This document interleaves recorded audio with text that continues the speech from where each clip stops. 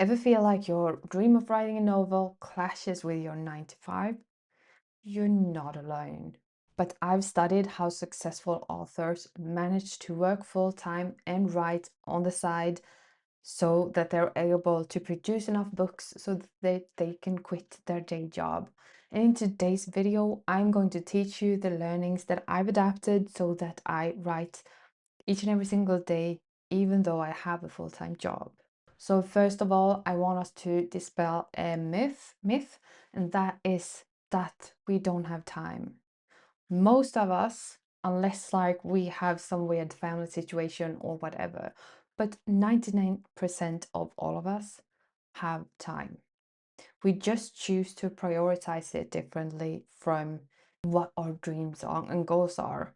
And don't get me wrong, you're not lazy. This is how we as humans are designed. We are designed to take the easy way. It's like biologically for our survival, it was better to, eat the yummy fruit than save it for later because you never knew if you were gonna survive 4 or 5 years. I don't know, that was a bad bad example. But one thing you need to learn if you want to be a full-time writer is how to dispel myths like this. Because in all honesty, if you were to track the time that in a month or maybe even just a week, if you tracked hour by hour what you were doing, you would be so surprised on how much time you spend on your phone scrolling social media without wanting to scroll social media. You would also probably be very surprised how much time you spend watching TV. If you watch TV 2 to 3 hours a day, that's more or less 20 hours, which means that you spend half the time as a work week. A work week is 40 hours, and you spend half of that on TV. Do you want to do that? This is something you need to ask yourself, because I know that I don't. I want to watch TV maybe 1 hour a day maximum because I don't really enjoy it. I only do it for laziness when I need to, I don't know, procrastinate, and I don't have the energy to sit down and read. I don't have the brain bandwidth, to read. Then fine with TV or playing my PS5, but most of the time I don't really care that much about TV series, so I do not want to spend 20 hours a week with TV. But I do want to spend 7 to 10 hours a week writing. I do want to spend my weekends creating content and sharing like marketing tips for authors.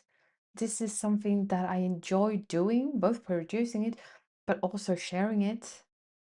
And so, what I'm trying to tell you is that we have a lot more time than we think, especially in those small pockets, especially if we try tracking it.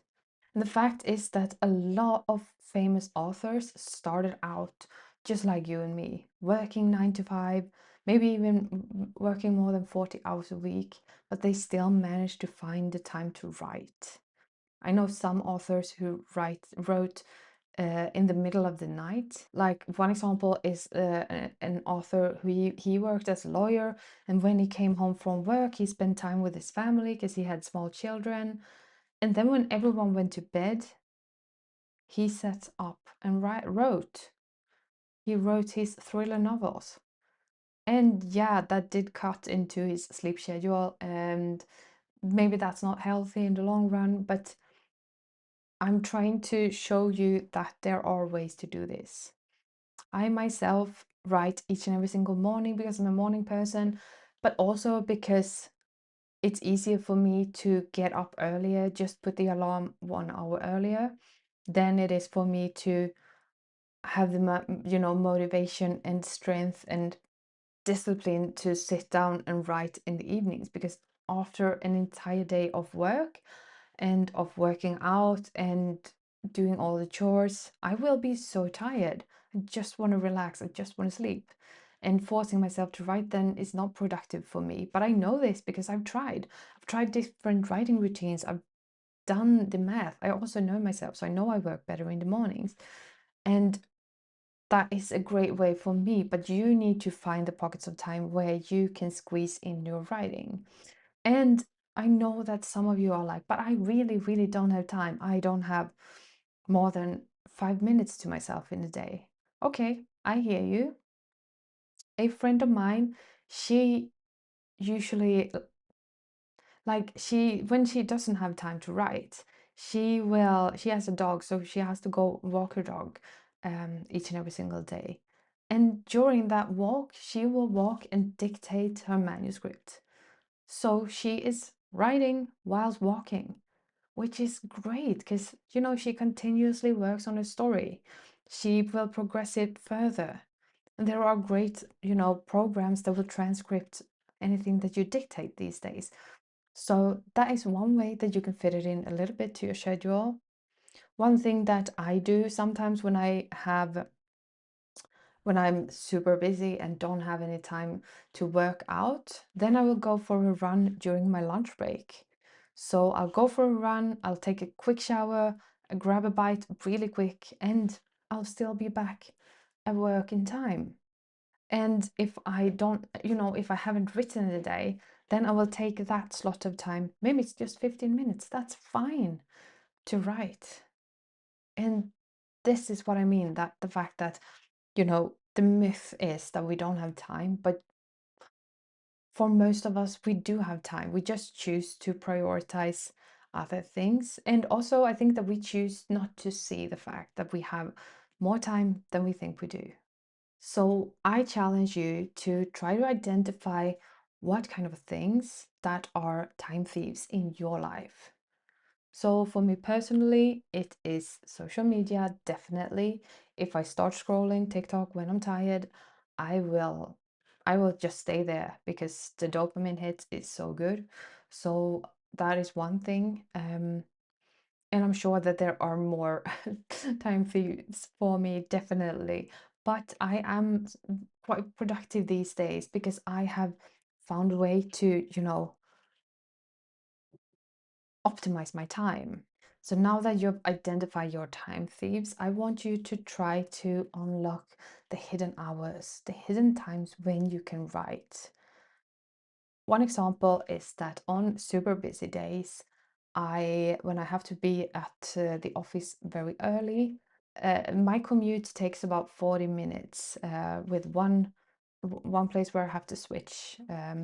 But during the first part of that journey, I can actually sit down and write. So it will be somewhere around 15-20 minutes when I usually, take out my manuscript and just sit and write. I will have headphones on so no one will disturb me and I can work on my manuscript. If I'm not busy, I usually sit down and read instead because I really like that mindfulness in the morning. But that is one way for me to just make sure that I'm always writing, I'm always in my manuscript. Another great way to actually unlock hidden hours is to batch create content. So I'm guessing that you have some sort of social media platform for your writing, for your authorship. And I know that a lot of authors are struggling with this because they think creating posts for social media is hard and that it takes a lot of time, but it really doesn't have to. You can batch create content and schedule it for up to a month on some platforms.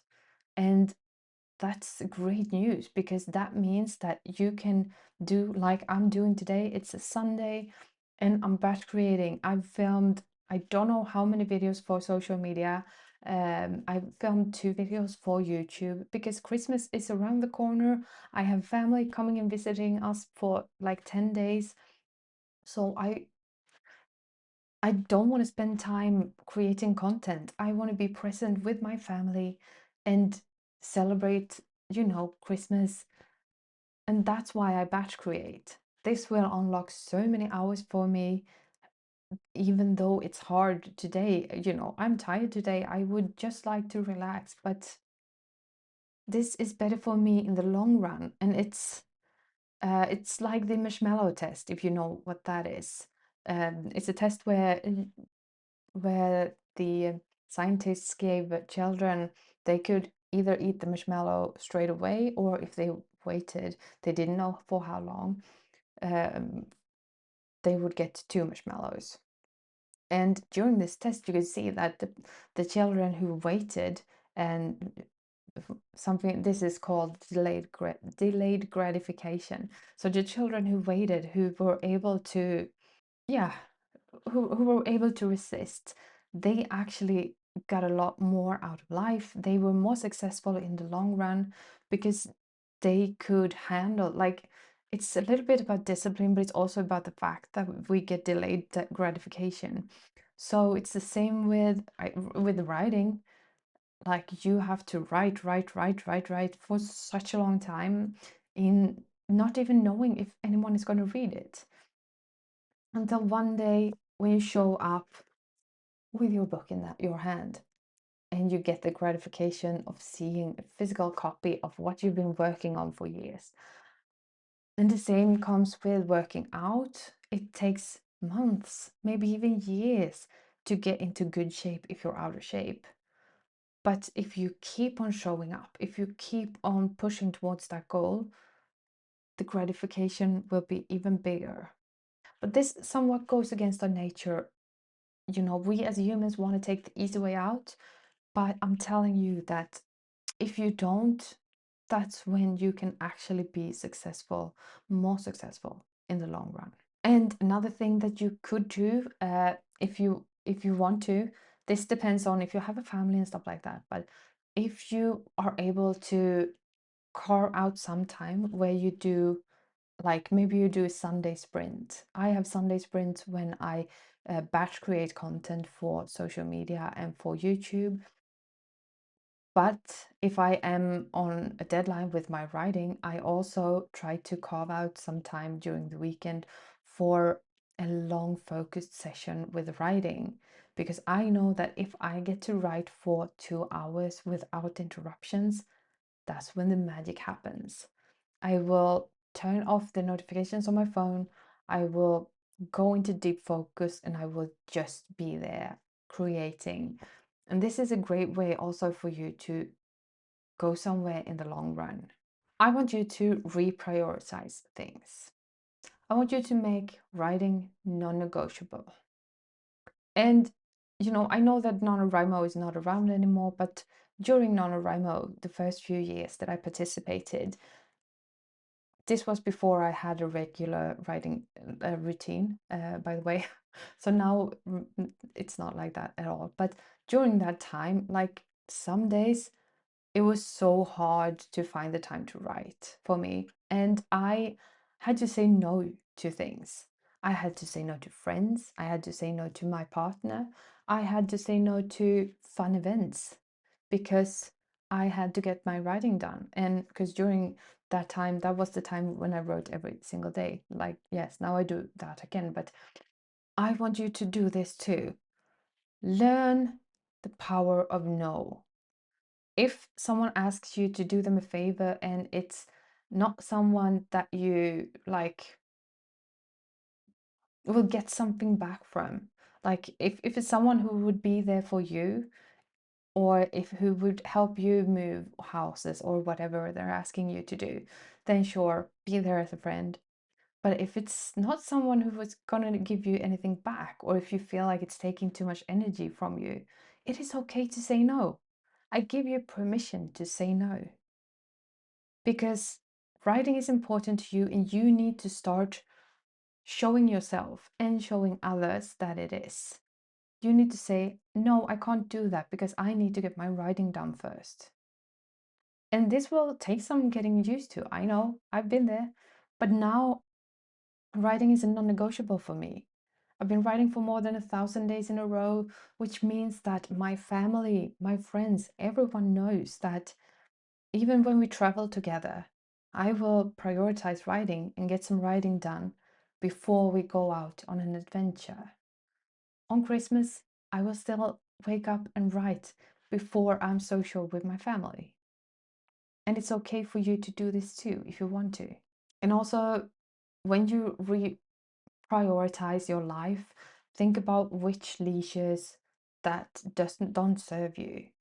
If it's things that doesn't give you more energy, makes you feel better in the long run or in the short run, then try to cut them out and only do the things that actually energizes you and actually gives you something back. So for me, again, this would be cutting out some time that I spend on social media and some of the time that I watch TV. But also, it would be mean that I would prioritize reading a book instead, because that actually gives me a lot of energy. And last but not least, you need to communicate your new boundaries, that your writing is non-negotiable to your friends, to your family, and do it on social media to other people too, so that they can ask you and you get, have some accountability. So now that you've carved out time for writing, how do you make sure that the writing actually gets done? So this might be the tricky part until you found your way, because here we're all different. But for me, I have a pre-writing ritual that I follow each and every single day, which makes me just snap into focus mode. So easy. And you need to find a way so that you can do this. So when I started writing more regularly and writing, at longer times of slots of time, up to 2 hours, I can go for around 2 hours straight. Then I need some sort of break, and then I can go for 2 hours again. But when I started training myself to do this, I downloaded a focus app on my phone, which blocks out social media and all the other things, because otherwise I'd be so tempted to only, live stream me writing and do a write with me session. But then I'll probably start talking to someone in the comments. So things like that, I know myself, like, that I need to avoid. Also, I highly recommend that you try the Pomodoro method. This is something that I swear by and I love. It's so easy to snap into focus using the Pomodoro method. And if you want to do a write with me session, Pomodoro style, I'll link the video in the description box. But this is something I use a lot because it also gives me a natural break to go and refill my coffee or, go to the bathroom. But when you do Pomodoros, so Pomodoros is basically you writing for a set amount of time and then you get a short break, then you write for a set amount of time, get a short break. You do this 4 times, then you get a longer break, and then you do it again 4 times. And it takes around 2 hours. But during those breaks, it's very important that you don't like do a dopamine dump. So don't scroll TikTok, don't do those things that will throw you out of the focus. Instead, just walk around thinking about your manuscript, step away from the computer for a little bit. That really, really helps me. And another thing you can do is track your writing. I have a spreadsheet which I use to track my writing. And if you want that spreadsheet, subscribe to my Substack and you will get it in the welcome email. But in that, I track how long I write, how many words I write, and I can see that over time, even if it feels like I have had a bad writing day, I still see that I roughly write about the same amount each and every single time. But it's important not to have too high expectations. Also, it's okay to only write 5 words in half an hour if you're stuck. But try to lower your expectations and try not to be distracted. Maybe that's all the 30 minutes you have in the entire week, so maybe you feel really disappointed. But if you didn't distract yourself, if you didn't try to do other things, then that's a win in itself, because you're also allowing yourself to be bored and to do the hard work. And sometimes the hard work is just sitting there staring at the cursor on your computer, not doing anything else to distract yourself. And to be able to be productive in the long run, you need to think of this as a long game. Maybe you'll find an accountability buddy. Maybe you do some sort of habit tracking. but remember that we're here for the long haul. So don't try to burn yourself out by, writing for 6 hours straight and then not feeling like writing for 6 months. For me, and what I preach by is it's better to write a little bit day by day than to write a lot one day, once a year. So, yeah, try to do that and make sure to celebrate the small wins because writing is hard. I know, I'm here for it too. But if you build a habit of it, it will be a lot easier. So let me know in the comments what your biggest struggle with writing is. What is the one thing that you think you need to work on to be able to write more consistently?